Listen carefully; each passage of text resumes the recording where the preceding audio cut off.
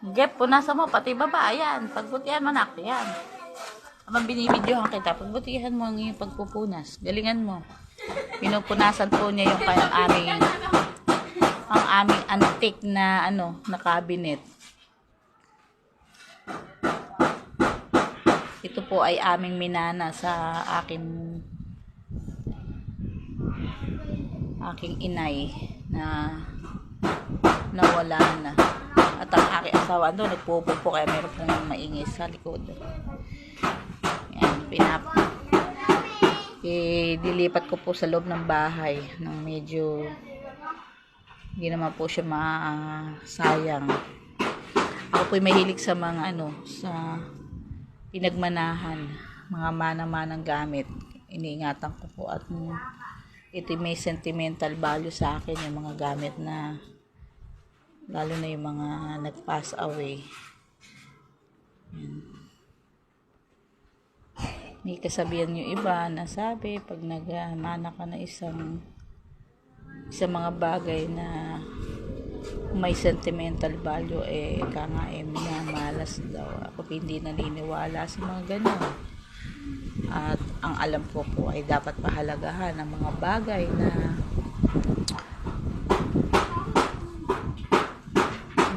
ibinigay, lalo na namayapa na po yung namayapa na yung mga kamagmahal natin sa buhay. Ito po ay nara na galing pa po sa baler na noong mga panahon po na ang aking inay ay nagpapulak ng puno ng nara. Siya po niyang ipinagawa para maging ito po yung mula pa sa baler, itong narang to. Medyo matino-tino pa po yung nara yan.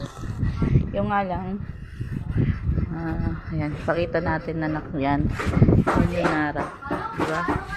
Sayang, may sentimental value po kasi yun para sa akin. Ayan, gawang bakit kailangan sa akin yan ay ating dapat pang pag-ingatan. Nasa na ako, nga lang wala siyang sakit sa ilalim. Wala nang tubig. Hindi na mo tubigan. Wala nang. Punasan mo na yung ganun. Unang Punasan mo. Sige, punasan mo na lang anak, basta punas lang. Ayan, siya po nagpupunas para nga po yung aming. Basta punasan mo na anak na mabuti ilalim niya.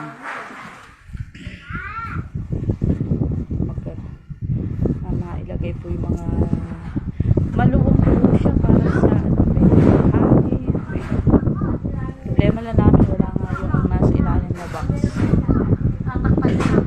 Tatakpan na lang siguro po ng plywood o plyboard para hindi pumasok ang peste, yung mga daga yan.